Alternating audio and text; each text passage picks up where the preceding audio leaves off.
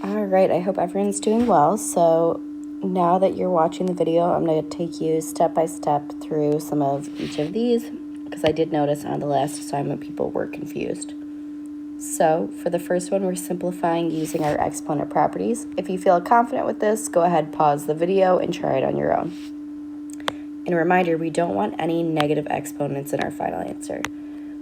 So first, looking at our constants, let's go ahead and make our fraction line so we can account for it. So what is 25 divided by 5? Well, that's 5, and 25 is bigger than 5, so our 5 will be in the numerator. Looking here, we have x squared, and it has a positive exponent. However, x to the negative 7, and we did not want any negative exponents, so we're going to go ahead and bring that up here to make the 7 positive. Now looking here, we have 4y's on the top and 6y's on the bottom. When we're dividing exponentials with the same base, we subtract them. So 4 minus 6 is 2, and since there's more in the denominator, y squared will be the denominator. Now our last step is, notice we still have x squared and x to the 7th in the numerator, so using our exponent properties, when you multiply exponentials with the same base, you add their exponents, so 2 plus 7 is 9, and that will become x to the 9th. We see that there are no negative exponents, and we have our answer in simplified form.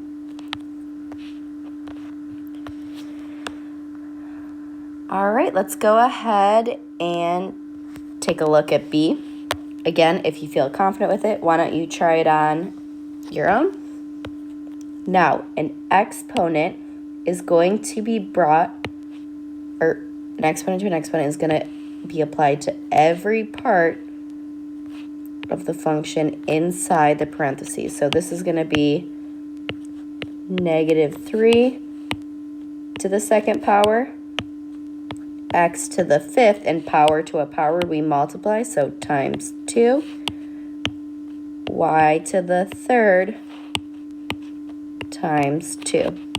Now let's check our other set of parentheses. Oh, it's being raised to a power, so again, power to a power, it's going to be applied to everything in your parentheses, so we have 2 to the 3rd power, x to the 2nd, power to a power we multiply, so 2 times 3, y to the 5th times 3. So now let's get all of that simplified. So negative 3 squared, let's think about that. Negative 3 times negative 3 is positive 9. So that's going to be a positive 9 here. 5 times 2 is 10, so x to the 10th. And then 3 times 2 is 6, so y to the 6th.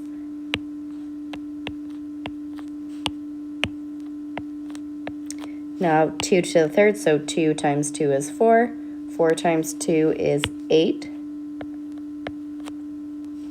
2 times 3 is 6, so x to the 6th. And 5 times 3 is 15, so y to the 15.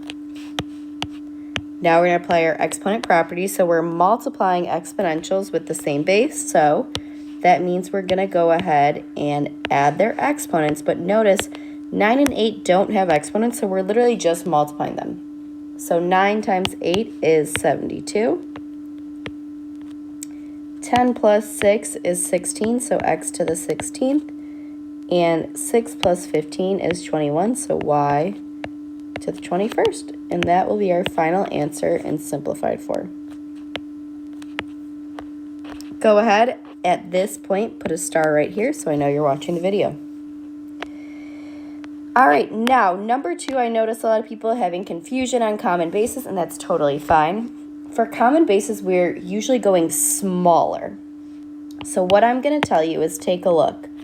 What is a number that I could say to a power equals 4? and a number to a power that equals 1/2. Well, our common base here is going to be 2. Notice we're going smaller. This is because 2 to the second power equals 4.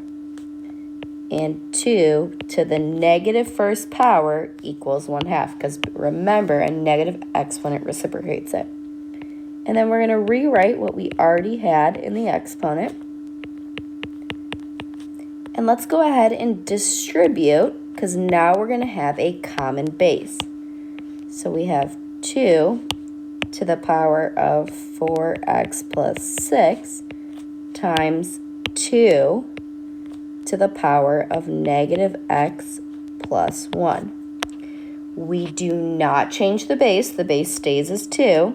So remember, it's still 2. It does not become 4. And we apply our exponent properties. When we're multiplying exponentials with the same base, we go ahead and add them. So we take 4x plus 6 minus x plus 1. And in the end, combining our like terms, we get 3x plus 7. And that will be my final answer. If you're watching, go ahead and put a smiley face there. Now, if you feel confident and want to try B on your own, think about common base, smaller, go ahead and pause the video and try that. If you're still not confident, go ahead. Let's go through this together. So 25 and 5, remember common base, smaller. Our common base here is going to be 5. So 5 to what power is 25? 5 to the second. And we rewrite in parentheses what was in our original exponent. 5 to what power is 5? Well, 5 to the first power. And apply what was in our exponent. Now let's go ahead and distribute that. So we get 5 to the 4x plus 2 times 5 to the negative 3x. Again, exponential properties, so we're multiplying exponentials with the same base. Our base is going to stay 5, and we're adding our exponents. So it becomes 4x plus 2 minus 3x. Well, our like terms, 5 to the 4x minus 3x is x plus 2. And that is my final answer. All right, again, if you feel confident with 3, go ahead and try it on your own and pause the video. If you don't, let's go ahead through it together. So we have an exponent that's a rational, aka a fraction. The number in the denominator tells us what type of root we're taking. So we're taking the cube root. So we're going to say cube root of 64, so our base of negative 64. And the number in the numerator is our exponent. So to the power of 2. Remember, we can take negative cube roots because a negative times a negative times a negative is a negative. So the cube root of negative 64 is negative 4, and then we ask ourselves, what is negative 4 squared? So what's negative 4 times negative 4? And that is 16. All right, if you want to try B on your own, go for it. At this point, put a little top hat so I know you're watching. Now here, again, let's take a look. Our denominator, we have a rational exponent, is 2, so that means we're going to be taking a square root. And our exponent is negative 1. And remember that negative exponent means we're reciprocating. So when we're square rooting, it's being applied to both the numerator and the denominator, so let's account for that. So we're going to be taking the square root of 16. and 25. And once we simplify that, we'll raise it to the negative first power. So what's the square root of 16? 4. What's the square root of 25? 5. Now, if we're applying our negative exponent, so we say to the first power, well, 4 to the first power is 4, 5 to the first power is 5. Except that negative exponent tells us we're going to reciprocate. So our final answer will be 5 over 4.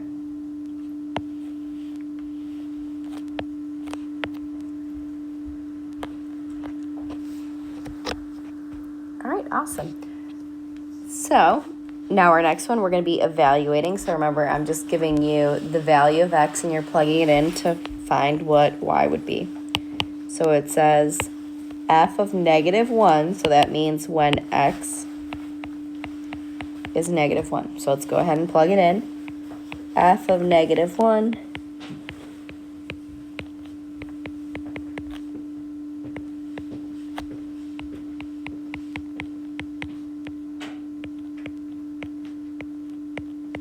Okay, this is where our PEMDAS matters a lot. Please excuse my dear Aunt Sally. Exponents first. So 2 to the 0 power is 1. So we're going to replace that. Now, what's negative 1 times 1? Negative 1. And negative 1 minus 3 is negative 4. So f of negative 1 equals negative 4. All right, for our next one, f of 0. So when x is 0,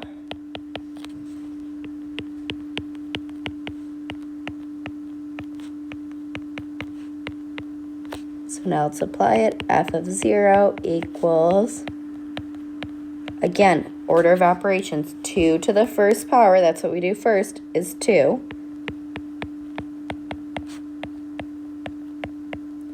Negative 1 times 2 is negative 2, and negative 2 minus 3 is negative 5.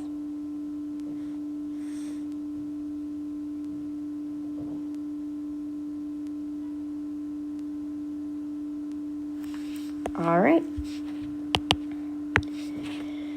And then our last one for evaluating, when x is 1, again, we're substituting in.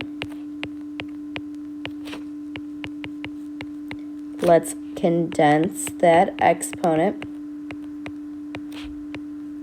and order of operations. Exponents first. 2 to the second power is 4. Negative 1 times 4 is negative 4. And negative 4 minus 3 is negative 7. All right, at this point, put a smiley face with stars for eyes so I know you're watching. All right, and our last problem together, again, if you want to try it on your own and then check in at the end to see how you do, go for it. Mary's investing money in the stock market and then stashes the rest of the money away at her house in a safe.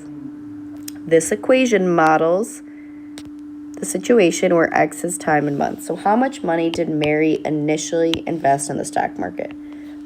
Well, what number is being multiplied by something?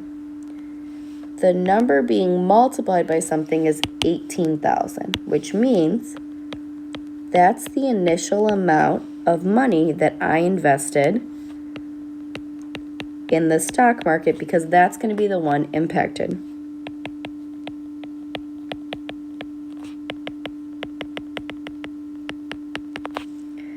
All right, now how much money did Mary put away in the safe?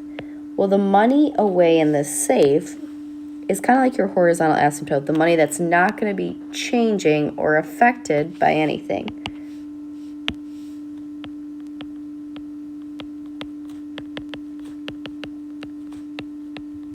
So that's going to be our $900. So now to determine if it's increasing or decreasing, we look at our number inside our parentheses. So So let's say it's 0.98. Is 0.98 less than 1 or greater than 1? Well, it's less than 1, so it's going to be decreasing. Now, to figure out what percent it's decreasing by, you say, well, decreasing is 1 minus r equals your base. So 0.98. So 1 minus what is 0.98? Go ahead and solve it. If you solve it, you should get 0.02. But to turn a rate into a percent,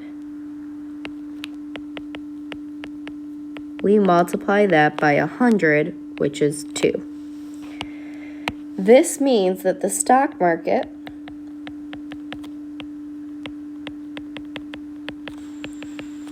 is decreasing by 2% each month.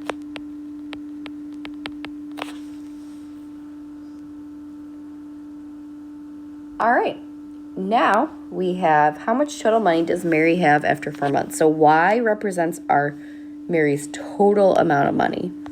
So that means if X is time in months, and we want to know how much money we have after 4 months, we're going to plug 4 in for X.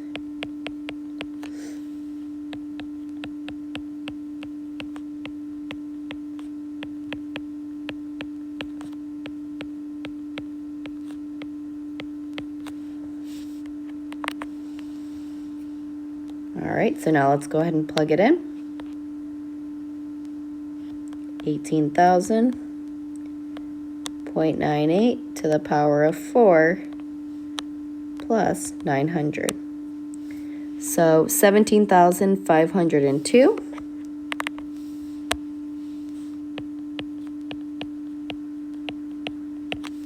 And let's double check our cents there. So 62688.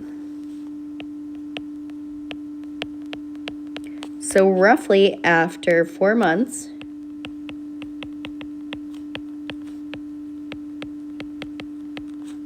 Mary will have $17,502.63. And then in terms of a security safe, well,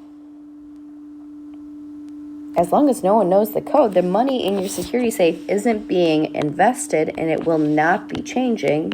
So, as long as Mary did not take any money out, that $900 is going to stay the same. All right, at this point now, take out your summary sheet and you're going to fill in what you see I'm about to write.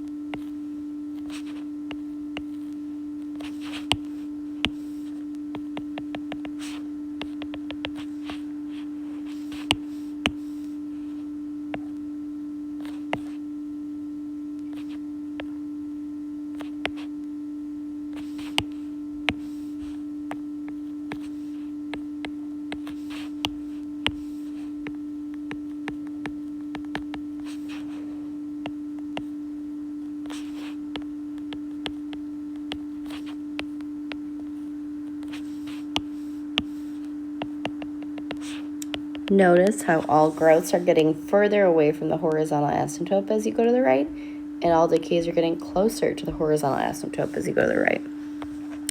All right, and then, well, how do we find the horizontal asymptote? Your horizontal asymptote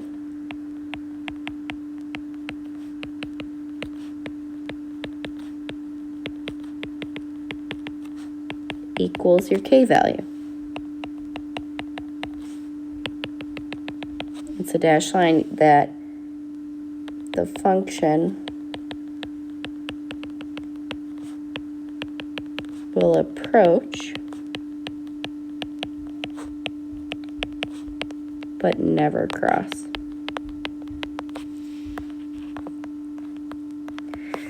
Right now, for determining your 2 points, I will cover that in class with you guys on Wednesday. So I'm hoping you have all the little pictures that you needed. This shows me that you watched the video, and I can't wait to see you guys Wednesday.